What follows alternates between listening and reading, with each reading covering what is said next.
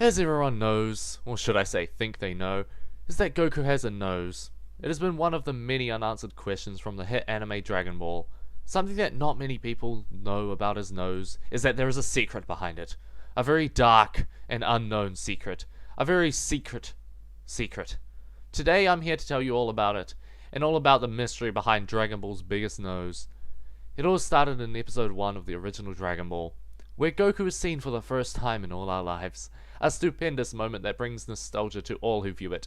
It brings us back to a simpler time, a time where we could sit down and watch Dragon Ball endlessly, as our parents scream at us from the background to get a job, because you're 35 and still living with your parents.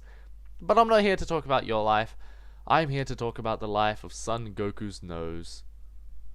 Something that not many people realize about Mr. Sun is that from the first episode, he actually did indeed have a nose.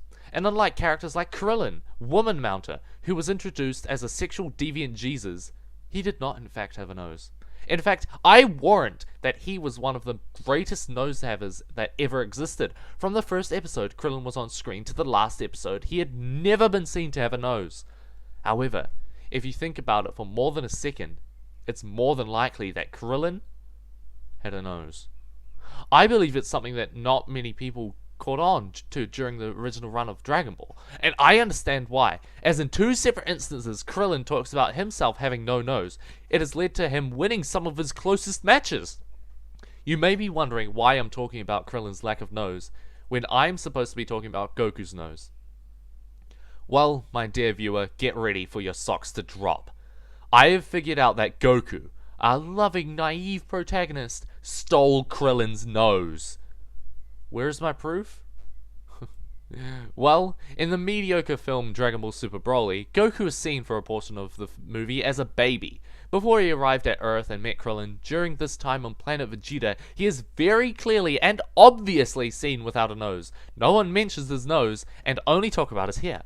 You may be saying to yourself that he did have a nose, but that is clearly a piece of dirt from the Saiyan space pod. So, in my conclusive findings that have led me to believe that Goku, whilst he was a young baby, stole Krillin's nose. That is why Krillin started off hating Goku. It was of course because he stole Krillin's nose. Because Saiyans are always so hungry, they obviously needed a nose. And Goku was born defective. That's why he grew so slow and was so weak for so long. Raditz, Goku's more successful brother that we all know more than Goku, was seen to have a nose. So it is very clear to me that Goku stole Krillin's nose and has been hiding it on his face for nearly 50 years. Goku has managed to fool Krillin and all of you into believing they are friends, but it's not so. Goku only went Super Saiyan when Krillin died because he was upset he couldn't torment him anymore.